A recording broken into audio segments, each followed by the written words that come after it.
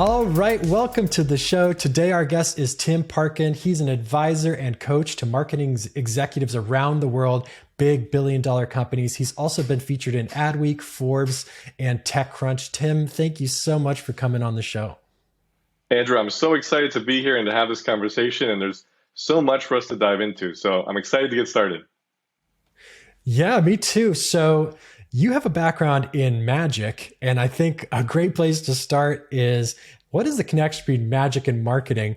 And, I wish I could say you're the first magician we've had on Enterprise Eyeballs, but you're not, because we know the power of magic to captivate our minds. But I'll let you jump in. Tell me a little bit about your journey from magician to marketer. Yeah, it's a fascinating one, and I think it's an unexpected one. I have a history of choosing careers that don't work out for me. So when I was a young kid, 7, 8 years old, I got into magic from my dad, who, showed me this magic trick where he could pull coins out of thin air. And I thought, oh, we're going to be rich. My dad can just pull money out of thin air. It's amazing. And then I learned the secret, and that really fascinated me because magic to me is about people. It's about an experience you create for someone else. It's not about the trick or how it works. It's about a connection and a story you're telling and how you can control people's attention and get them to really enjoy the moment that you're creating. And so I graduated from that and pursued magic as a career. I thought, let me make this my passion, my calling. I quickly realized, though, that magicians work nights and weekends. That's when people have dinners and parties. And I realized that's not for me. So I transitioned into programming and game development, game design development, which I know is something, gamification that you're passionate about. And I love games. I love playing games, and I love building them. But also I realized that industry, too, you work 80 hours, 90 hours, 120 hours a week. And so that wasn't for me either. I needed something much simpler. So I combined both of those: magic, which is about people and experience and storytelling, and programming, which is about technology. And it turns out marketing is the combination of both of those, that you need to understand people and how they think and behave and be able to control them to some extent. And then the programming side, today marketing is synonymous with technology. So I've been able to combine both of those into marketing and advisory. And I'm fortunate to work with some wonderful clients and companies from around the world, and to great success. And so far, I haven't changed careers again yet. All right. I wouldn't say that's too many swings and misses. I know a lot of people try a lot of things out before you find that right fit. And I can relate to that. I started as a designer, very focused on graphic design and the storytelling, control of attention that goes into that. But I really fell in love when I found UX, because it was that left brain, right brain balance. And when you see some of your design work, helping people and starting to generate revenue on its own, it's pretty addictive to feel like something you made is working for you. And I can relate a lot to kind of finding that right balance. I love that. It's so true that merger of both sides is so important, and I think so impactful and profound. I think people discount the ability that we have to really generate revenue and results. I think marketing gets a bad rap, and design in particular. That design is more, is it pretty or not? But so much of that from a UI UX perspective has a big impact on how the results turn out. Absolutely. No, I think we had a couple aha moments, and I had a couple aha moments back in the early days. But once you see your design work really impact a business and bring them new customers, and see them grow because of where you put the button on the screen, it's incredibly addictive. Absolutely. Well, a lot of my work with my clients is within conversion rate optimization, and so we help them on the operations side, the team, how they collaborate, and on the optimization side, how can they improve their results? And exactly what you're saying there, I had one test that we did with a client, $1 million e-commerce store, and the cart button at the top of the page was very small. It was this tiny link to get to the cart. And we realized, what do people do when they buy things? They add things to the cart, they browse around, they need to go back to the cart. So all we did is make that cart button really big and really noticeable, and not make it a link, but make it a real button. And that alone, that one simple change, skyrocketed the results and increased revenue by like 3.4%, annually, which is a big deal, just by making a link into a big button. So UI UX has a big role to play, and it's so important when you understand the right changes to make and how people are interacting with the interface and the elements on the page. It has a real impact. It's really crazy to see. It is. And if we can delve into, some deeper UX discussion, it's something I've been thinking about for 10 years, running a UX studio, and now leading the team at Incentive Pilot, where it's all about user experience. But One of the things we tapped in really early when you're doing UX design and software development, one of the very popular things in the methodology is user stories, right? And they're things you write for your users to just help you describe the functionality you're trying to design and build in. And they always start with, as a user, I want to, and you fill in the blank. I want to create an account. I want to, and it's a really helpful tool. But one of the subtle things we started shifting at the design studio, which really helped us get to better results faster, was instead of as a user, I want, it's as a user, I expect, because expectations are the predominant determining factor of whether someone considers an experience good or bad, right? And the context of the experience defines the expectations. And so I think that ties in perfectly with magic. When you're talking about controlling attention and telling the narrative, the magic of magic is defying expectations in a good way, right? So I'd love to hear your thoughts on, that idea of expectation. How does that play into, the work you do and what you think about? That is so simple, but so profound. That change you're talking about, I think it's really interesting because there's this famous story, I don't know if it's true or not, that, Henry Ford said, if I asked customers what they would have wanted, they would have said faster horses. And I think that goes to expectation that the customers, I often tell my clients, ignore your customers. They don't know what they want, or rather what they want is wrong. And I think you're right. Perception is reality. And it's really, what do people expect? And the expectation often is implicit and not explicit. And so we need to find out what the customer really expects. And that's where a lot of the research comes in and the analysis comes in. So in my work, that's a lot of what it is understanding, what do customers expect? What is their actual behavior? Because perception is reality. And in magic, it's really the same thing. The thing I hate about doing magic is that people come up to you and say, I saw a magician do this thing where he made my car lift off the ground and fly around. There's no way it's possible, right? It didn't happen. But in magic, what happens is someone shows you a trick, and then you go and think later, and you recreate it in your mind, and it gets bigger and bigger and bigger and more impossible because you don't remember exactly what happened in the moment. And so that's your perception, but it becomes your reality. And I think the same applies in marketing, that the best companies who do the best marketing are able to create this story and help you forget about the reality of your world and the things around you, other competitors, other things you cared about. And they can really help you focus and dial in. I think Apple does this. They're the classic example. Apple could create any product and people would buy it because they do this so well, because they've created this narrative and this experience and this story. And your perception is, I want Apple, whatever it is, whatever Apple defines themselves to be, you want it. That's your reality. That's really interesting. Yeah, I think for us, it was understanding context is so important, especially when you're building software and building products. Something that works in one space or one application just totally doesn't work in another one.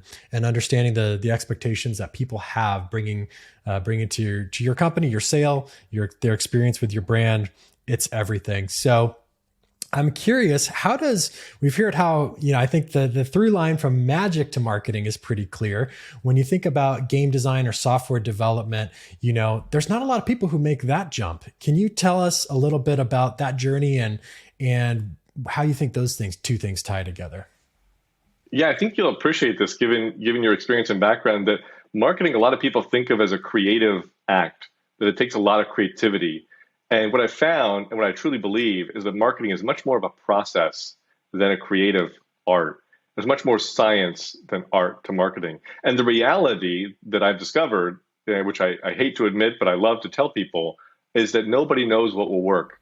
I don't know what will work, and you don't know, and your agencies don't know, and your clients don't know, and your customers don't know. Nobody knows what's going to work. I mean, that's the joy of marketing, that we have to explore and find that out. But that means that creativity only plays a small part in it, because if you do what you want to do and create the best art you can, who's to say if it'll work? And that's, I think, where the process comes in. And this is kind of the engineering, the programmer mindset to marketing, which is, let's be agile, let's test, let's experiment, and let's figure out what works. That if we don't know what will work, that's the only way, is to try a bunch of stuff and to see what works and to refine the process and the machine as we move forward. So my programming background has brought that with me into marketing to say, what can we track? What can we measure? What can we not measure? Let's be very specific about that. And then let's build a process, a system that will get us better results over time. And a lot of that has to do with figuring out, like you're talking about, the expectations of the customer how we're not meeting those and how we can expand those and push them farther. And then also, what else can we test? And sometimes that is creative in terms of the imagery and the brand and the messaging and the story. And sometimes it's not. Sometimes it's just simply the experience is subpar and needs to be improved. But experimentation is a core part of marketing, and marketing is a process much more than anything else. And so I label this all as test-driven marketing, that if you accept the premise that nobody knows what will work and that what works today won't work tomorrow, because the one thing marketing does is change, then we have to always be testing. And the only way to find what works and to have success and more success is to keep testing. I love it. And I think you articulated all the way around what I saw, but when you're building software, it's a commitment, right? You build a product one feature at a time, and you have to be working on the feature you're working on, knowing that a year later, the product's going to be different and the features are going to be different. And so I think what a lot of people get wrong in marketing is they're thinking of it as an art, right? I'm doing a painting. No one bought the painting. I quit or whatever. But when you're thinking about this end destination, or as you put it, a process, something you're committed to with a discipline, that's where the results come from, because you can learn from what you do. And, I'm guilty of doing this, but you see a lot of posts on social media, you got to fail, you got to fail, you got to fail, that's success. And it's true. The part that people don't leave out is that you got to learn from the failure. So as long as you are failing while you learn and not failing so big that you can't try again, I think you're on the winning track. But it has to be that long-term view, and it has to be a commitment to experimentation, which I love, and as something that, we share as a core value with you, because you always got to try new things. Always. It's the only way to truly grow. And I love your analogy about the painting. I think that's a great way to look at it, of how most marketing organizations, unfortunately, view marketing. Yeah, it's my manifesto, my centerpiece I'm creating, don't touch it. And the brand teams typically have that view as well. Don't touch the brand. The brand can't change. Guess what? You don't control the brand. The customer does. The market does. And so too often we're creating the perfect brand, and no one cares, but we care because it's already outdated. It's already irrelevant. The customer decides, ultimately, the market decides. And so I think you're absolutely right about that. And I know in terms of, testing and failing to learn, you talked about, learning from those failures. That's such an important point that I think I want to reiterate that you said, is if you don't learn, in the Bible, there's a verse that says, you look at the mirror, look at your face in the mirror, and you walk away and you forget what you look like. I mean, that's what marketers do with the campaigns they run. We ran it. It didn't work. It worked. Who cares? Next time, let's start from scratch. Let's start from square zero. It's like, why would you do that? And I have clients for agencies. It's the same thing. You have tons of data and tons of accounts you're working on, and yet you're starting from scratch every time. And so what I've created is what I call the book of knowledge. And some of my clients call it the insights library. It's basically an internal wiki where you document, what did we do? What change did we make? What impact did it have? What tests did we run? And what can we learn from that? And then you share those insights, not just within the marketing team, but you should for future projects and initiatives, but with the whole team, the whole organization, so that sales can get involved and customer support can get involved and see, what is marketing doing and what are we learning about the customers, about the experience, and take ideas, take input from everybody, not just marketing, from sales, from customer service, from anybody outside, from even HR has good ideas about what we could do to improve. And there's a really famous story that I've heard passed down, that there was a company one time who gave out an award every year to their employees for the best idea that didn't work. And I think that's a genius approach, that every company should adopt that. If we rewarded people for ideas that didn't work, we would have a lot more better ideas. And like you said, we have to test those. We have to try them and find out what works. Absolutely. I love that. I might steal that for our team, maybe a few of them, because there's tons of great ideas. One of our disciplines is a practice called bad ideas, and it's a brainstorming session every week, but they're called bad ideas, so there's no pressure for them to be good. And that way you can throw out whatever you want. It can also be a lot of fun, right? Because you can be a complete joke of a product that everyone laughs at, or it could be legitimate ideas about our product, service, or ideas for the business. And it's great because there's no pressure for anything to be good. And guess what? You do bad ideas enough and you get a lot of good ideas, because things are popping up. And when you have that on a weekly basis, the whole team, like you're talking about, is thinking about, things that pop up during the week and go, oh, I actually have, there's a space and time for me to share these. And so they start writing them down, and, fewer things are lost, are lost to your thoughts in the shower kind of thing. So bad ideas is something we love to do on a weekly basis, but I love the idea for best bad idea or best failed idea. That's great, because a lot of times that failure is just 1 degree off from something that's really going to click. And, people look at Incentive Pilot now and they say, oh, it's genius to put games with marketing to salespeople or whatever. And yeah, now it's a good idea because it started making money, but it started as a really dumb idea and a little experiment that, we begged one of our customers to try, and here we are. So there you I go. love it. But Well, yeah, started as a little experiment. I'll add to that. Yeah, great ideas are the iteration and evolution of bad ideas. So that's why I think what you do is so genius, to have this bad idea meeting and let people start from square zero with the bad ideas. Because like you said, the great ideas come out of that. They evolve, they iterate, they trigger other things, and they become great ideas. And for the listeners, I'm a huge fan of Six Thinking Hats, which is a book and it's a process, and you can Google it and read about it. But it's a great way to think about and get different ideas. And also there's the cow exercise, which you can use with your team as well. What are all the ways we could create a business around a cow? And you write those all down. And there's no filter here. You can ride the cow, you can have a petting zoo, you can make burgers from the cow. I mean, you come up with all the ideas, but to get the ideas flowing, you can start with something like that and then use a framework like Six Thinking Hats, or just, off the cuff. But what you're talking about here, having a process and having a regular time to think about ideas and then to do something with those, is so fundamentally important. We can't overlook that. Marketing organizations love to execute and do marketing. They don't like to think about marketing, to think about the customer. So it's a really important point that you're talking about that I wish more people did. Yeah, well, I think it's a muscle. When I was the creative director of the design studio, I was on the podcast circuit, and a question I got a lot was, how are you so creative? Were you born this way? You work with creative people, and I think it's just a giant misconception. I was definitely born with a desire to be creative, but I've been drawing since I was, 2 or 3 years old, and the creativity is a muscle, and I'm lucky enough to use it at work every day. And so, yeah, you might think I'm more creative than the next person, but I really believe that everybody can be creative, and it's a muscle that you can grow and develop. And the more you do it, the more creative you become. Absolutely.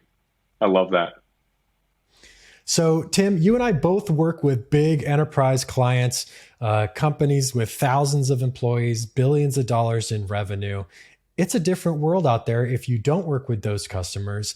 This podcast is really at its core designed to encourage the humanization of marketing, even at scale, even in technology, because things can get really dry. And we've seen firsthand with our product how games and fun and whimsy actually has a huge impact on the bottom line, even at these huge companies. But I'm curious, what are some of the challenges you see working with these companies at scale? If it's culturally, if it's in the market, I'm always curious to learn from others. What are the challenges you deal with on a day-to-day? Well, I think you hit the nail on the head that it's people, right? People are the problem with everything. I mean, in society and business and marketing, it's always people. People are the problem. But that's a good thing and a bad thing. It's a bad thing because people are complicated and complex. It's hard to motivate people. It's hard to, keep people accountable. There's a lot of challenges with people. But it's a good thing because we are people, and so we can deal with people, and we can figure out, how they think and how they work, and we can do something about it. And I think games is something that has been taboo in society for a long time, but certainly in business, and at the enterprise level as well. And that's why I'm so excited about what you've built and what you continue to build here, because, having a background in games, I've always loved games, board games with my family, video games, personally. But I think there's so much to be said about games, what it does for our brains and the challenge that it creates, and just the ability for us to do our work and do it better and enjoy doing it, frankly, through play. And I was fortunate at a young age in college to have a mentor who was all about, discovering and learning through play and interaction and games. And I think it has such a profound impact on how we view our lives and how we do our work. So the challenges that I see at the enterprise level and beyond in marketing is people, and that's how do you collaborate?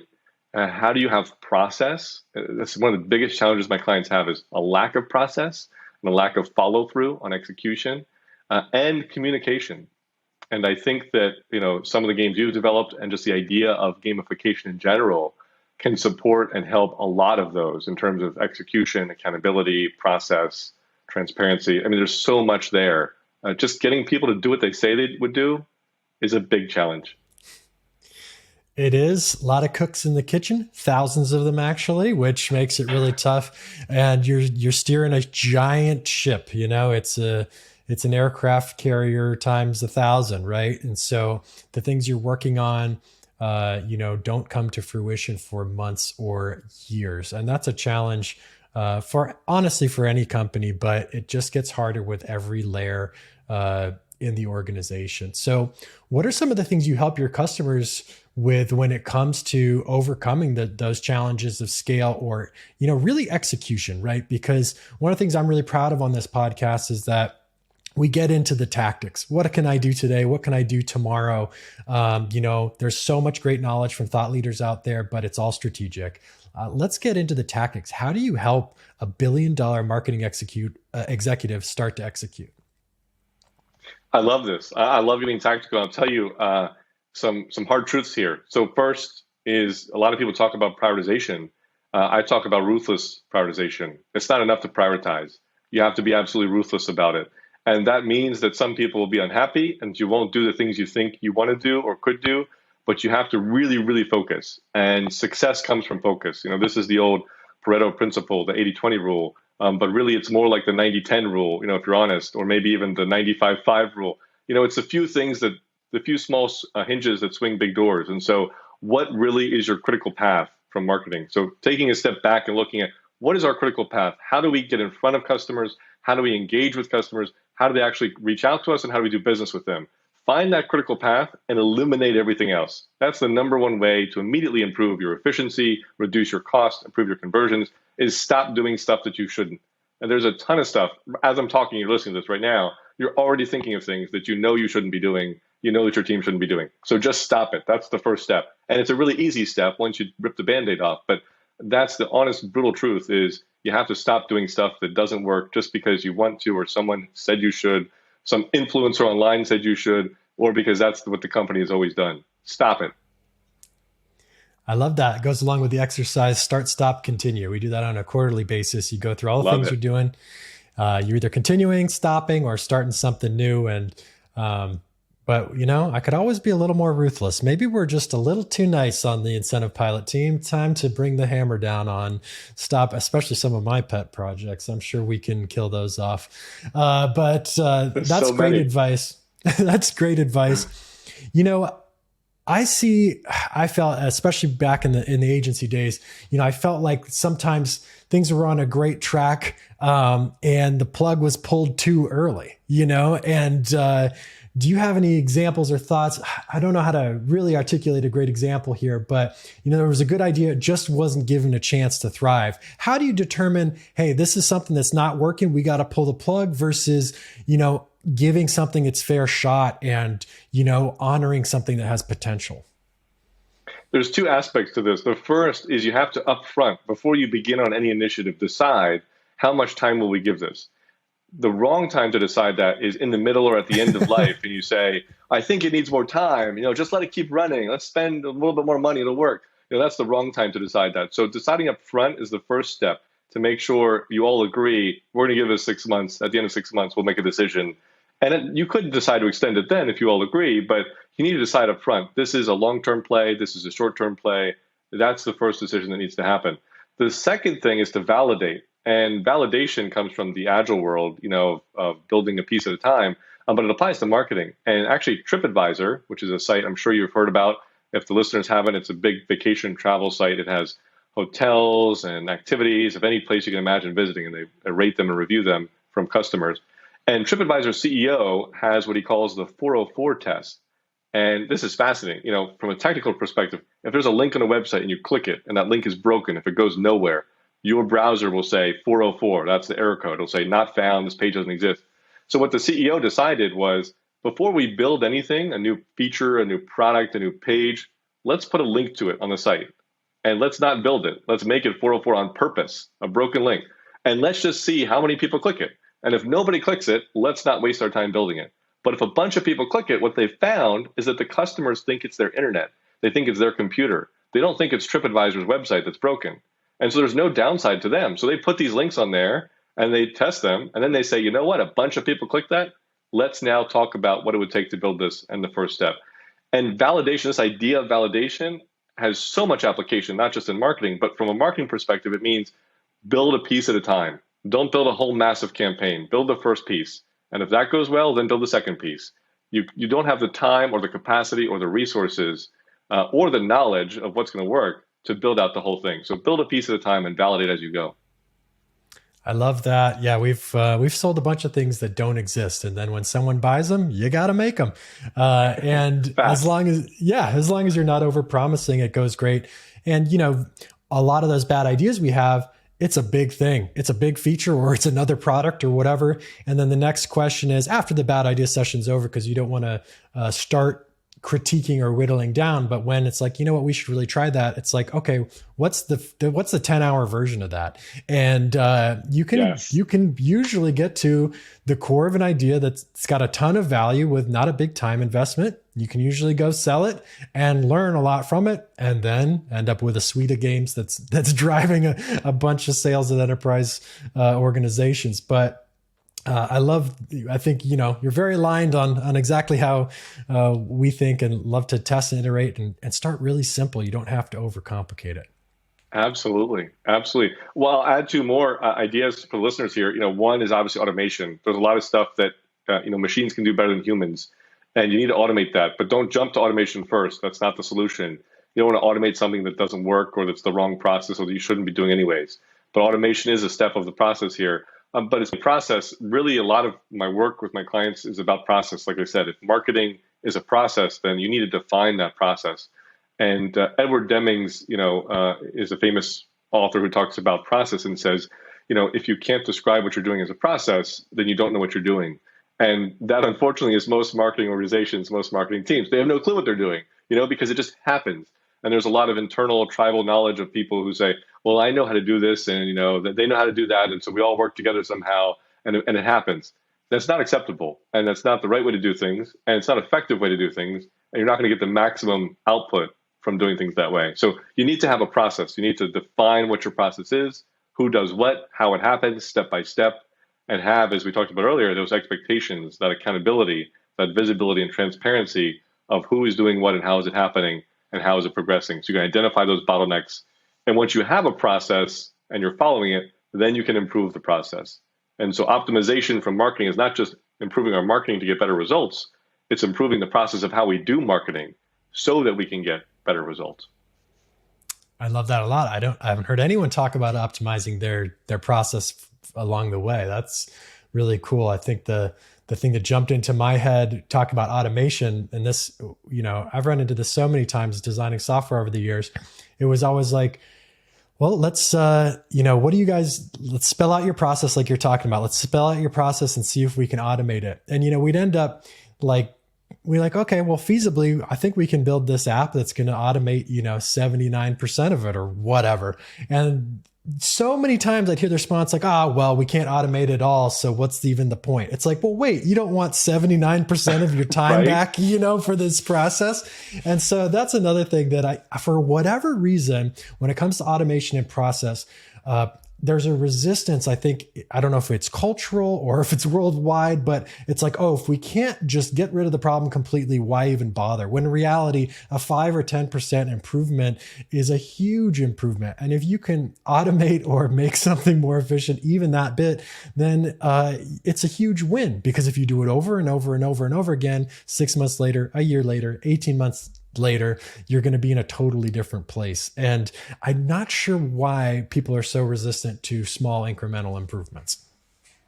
I think you're right. Just an expectation people have that, all or nothing, make it, get it off my plate entirely or don't bother. It's not, is a 5% improvement worth it? Yes. But I think people don't think that way. They don't see that way. Like you said, the compound interest, so to say, that you gain Mm. from the 5% plus the 5% plus, it adds up quickly. Small changes compound fast. So I definitely think that, we need to accept that any improvement is an improvement, and we should be happy with that. Absolutely. So I think again, I want to dive into thinking about the enterprise level clientele you work with. We work with a ton of people who work at enterprise companies. And one of the challenges for people new at these companies, for people who've been at these companies, is the culture. There's a certain cultural challenge that comes with scale, because processes get layered on top of one another. And even though people may, I don't think it's any individual's fault, but there is a vibe that comes with the scale where people can be afraid to speak their mind. They can be, things can feel less than energetic, might be a way to put it. And there can be challenging politics. And the reality is that there are certain things that can't be achieved without scale, right? There are things that you cannot do with small organizations. So they play an important role in our society and our world and giving us the things we need. So I am a big believer of how do we make these big scale organizations better, and better for people to work in, because we need them to accomplish things we want to accomplish. What are your insights with how can you successfully navigate, politics has a negative connotation, the relationships within an enterprise organization, and be more successful? Yeah, I've never said this on a podcast before, but I'll say it for myself and for everybody listening. You're absolutely right about the enterprise level and the challenges they're in. And the reality is exactly what you described, that, people are afraid to speak up. They're looking out for their job security. They don't want to step on their toes. And so you get this homogenization of ideas and communication. And I've led, several trainings and teams of these companies, and you just the awkwardness of the meeting, where no one is speaking up, no one is engaging. Like you said, there's a lack of energy. I'd say two things to this, and I think everyone needs to take this to heart. And I'm saying this for myself as well, so keep that in mind. One is always have, in my case, the client's best interest, or in an employee's case, the company's best interest at heart. What's best for the company? Obviously, what's best for you, but don't worry about what's best for your team or for your boss or anything like that. What's best for the company? And that comes from a place of ethics and morals as well, that, do what's right and speak up when you need to speak up. If someone's being a problem in the organization, speak up. Go to HR. If the company's doing something unethical or unmoral, speak up about it. But if a change needs to be made, if you have an idea that's really good, speak up. There's no harm in doing that. And I think that leads me to the second point here, which is really important that people understand fundamentally. I'm an advisor. I advise companies and teams and executives at the highest level in billion-dollar organizations. I don't say it to brag. I say it so you'll take what I say seriously here, that absolutely nobody, myself included, knows what the hell is going on. No one knows what to do. No one knows how to deal with it. Everyone is figuring it out.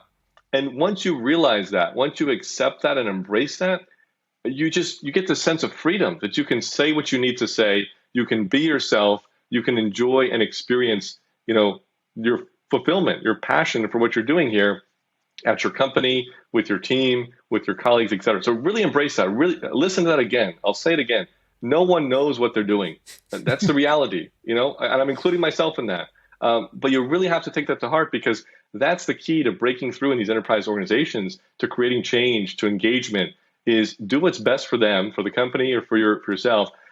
And then really just recognize that your boss doesn't have the answer. The CEO doesn't have the answer. Everyone's trying to figure it out. And if you can be a pivotal part in that, if you can help them figure it out, then you're tremendously invaluable to the organization.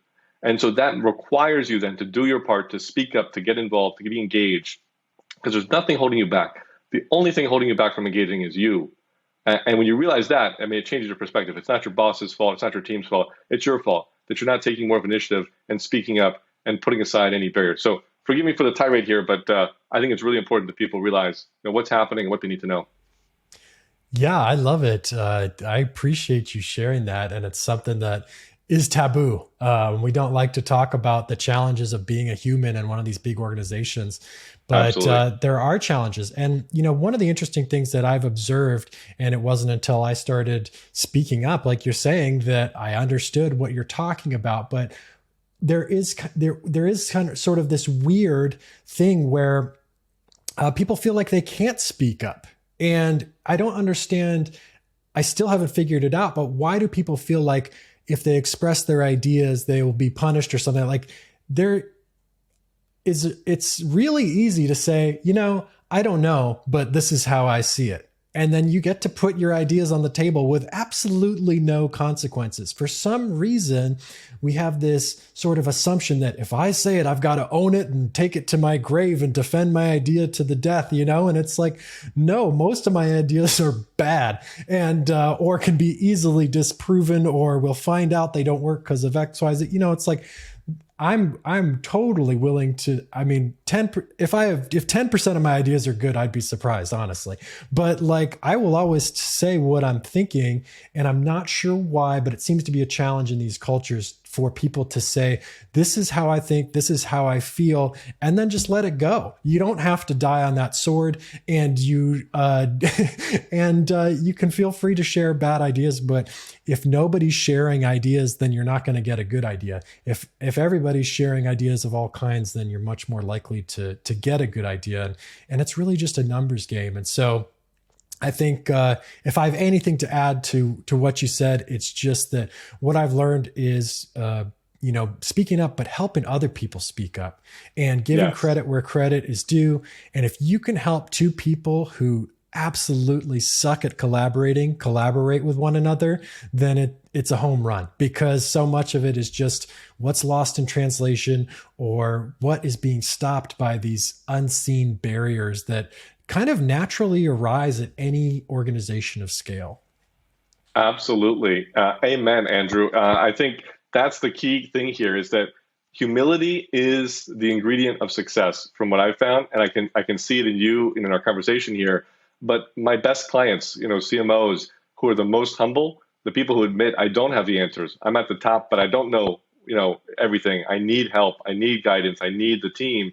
Those are the people who excel. Those are the people who get the best performance, who are most highly regarded by their team, and who get recognized. Humility is the path forward, and we have to accept that we don't know, but we can express that. And I think to your point, there's this stigma that we have to have the answer, no matter what level we're at, that we have to know what's going on, that we have to have an explanation, that we have to have the answer to everything. And you don't. And the benefit I have of being an outsider to companies is that I get to ask all the obvious, stupid questions. And I always tell my clients this. I said, I'm going to ask you a bunch of really stupid, obvious questions.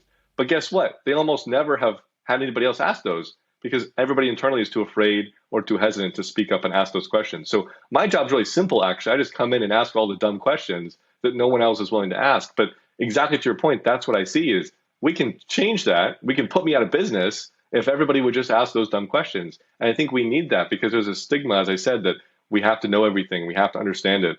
And marketing keeps changing. It's complicated. It has to do with people who are, constantly a contradiction. So once we accept that, again, there's this freedom here that let's work together. Let's figure this out. Let's do the best we can. My mentor tells me, you do the best you can, you show up, do the best you can, you go home. That's all you can do. And that takes a huge weight off of your shoulders. But we just have to get real and be human, as you're saying, and admit that I'm a human. I don't have all the answers, but let me see how I can help you and how we can do the best work together. Yeah, I don't have all the answers. And those calls suck when everybody's afraid and everyone's scared. Like it's dehumanizing, because the freedom of what you get with, I don't know, let's figure it out. The flip side of that is a prison of fear and thinking that, this big problem is trapping us all and we can't connect as people and we can't share what we're thinking. And, it's not good on a business level, but it's not good on a human level either. No. And it's soul sucking is the kind of hyperbolic term I would have for it. But if you're going to work and it sucks it out of you every day, and it's not because, it's not because you're working hard or because it takes a lot of physical effort, and it's just because of the vibe, things need to change. And let me add there, Andrew, too. I think you're spot on that culture comes back to culture, as you said. And when I first started out, I thought culture was this buzzword that, who cares? It's this nonsense woo-woo thing that doesn't matter at all. And I've realized how wrong I was. That culture is fundamental to the success of an organization. and to the idea of why people stay. And so right now, we just went through and we're still going through the great resignation of people leaving companies, having a giant exodus. That's expensive for marketing organizations to solve, for any company to solve, because you have to hire new talent and it's just astronomical, the salaries right now. But more importantly than that is an exodus of insights, an exodus of knowledge that, your team, your team members have been there for a long time. They have the insights, they know the internal workings, they know the people and have those relationships. That all goes out the door when they go out the door. And so what we're talking about here about equipping your team and being more human and enabling them and supporting them is so important because of that reason. Sure, you can hire another role. That's not a problem. It might cost you a few more dollars. That's not a big deal. But you can't replace the human aspect. You can't replace the dynamic of your team that you've built. And so culture really is fundamental to the success of any organization, but we have to be intentional about it, not accidental about it. And unfortunately, at the enterprise level, it's even more difficult to create and maintain. But at least within your team, think about the culture you're creating and how you can be intentional with them and support them. And like you said, avoid the things that will dehumanize them and create the right environment that will allow them to connect and collaborate. Because culture, when you have the right people who want to work together, who understand each other, who can communicate well together, that will lead to combining that with the process, and then you can get tremendous performance. But it starts with culture. And if you have a bad culture, good luck. You're going to be out of business. Yeah, I couldn't agree more. It's that consistency and iteration, right? If you can't run 10 experiments, you're not going to have one success. And if you can't, if you don't have good communication, you can't run 10 experiments. And if you can't, it's that true. simple, Working right? backwards. Yep. Yeah. So you have to have enough good days where enough people are happy enough to communicate well enough to try something so they can try it 10 or 100 times. And then that's how you get there. And we have a lot of narratives about how it's, more magical or innovative than that, but it's not. It's pretty simple, isn't it? It's just the process. So I appreciate you sharing those insights. There was one more thing that popped in my head when we were in the middle of that last question. What's your favorite thing you're working on these days? What absolutely gets you excited to jump on with your clients and get going? Right now, I'm in the process with several of my clients of building an optimization program. So we talked about optimization, how you get better results. Well, when you have a big team, you have to coordinate and collaborate with all those people. And there's a lot of systems and processes in place. How do we come up with the ideas and the insights? How do we communicate those and prioritize them? What experiments are we going to run and test? How do we track and measure the performance of all of that? How do we then take that and apply it to all the other marketing stuff we're doing and document that? So there's so many elements to optimization. And so building out an optimization program is something I'm really good at and really enjoy doing. And I love seeing the team, as the process comes together, that they just, they get it and it starts to connect and click and flow. And they start getting, better results with less effort, with less spend. It's just a tremendous thing to see it come to life. And it is a repeatable process, as I said, that, there's a systematic way of how you can do this. Granted, no one knows what will work, but we know the process and we know the process works. So we can follow the process and do that. So right now I'm in the throes of doing that with several clients, in addition to the other, advisory work that I do. And it's just such an enjoyable process to go through and build that and see the results come. So I really enjoy that, but I think that's just my programmer brain of, seeing the pieces and building it. I miss the days of software development. So this is the next best thing. Yeah, no, but to your point earlier, it is about the people too, because you can see how their load is lighter, they're getting more excited, and you see the results they achieve on their own. There is nothing, more fulfilling than seeing the team you put together or kicked off the collaboration with start creating their own results that are better than anything I've ever could have dreamed of. So I can appreciate that, and I bet it's a lot of fun. So Tim, we know that you don't know because no one knows what's going on, but you've seen a lot of success and can help huge organizations optimize their marketing and be prepared for what's next, because no one knows what's next. But the question is, can you tap your mouse button to keep an animated eyeball aloft on your screen? Let's find out. All right. If you would share your screen, I'm going to get our 1 minute timer ready for you. I'm nervous. Okay, so just to recap for the listeners, I'm going to set the timer for 1 minute. Tim's going to start tapping and flapping on our tap to flap game and see how far you can get. So, Tim, if you get a game over, just keep clicking. It'll restart and it will automatically record your high score. Perfect. Let's go for it. All right. When you go, I'm going to start the timer. And you're off to the races already with a 6, 7, 8. Okay. Tim's quite the contender. All right. Go ahead and give it a click. Keep going. I don't know if I can beat that. Look how embarrassing. Let's see.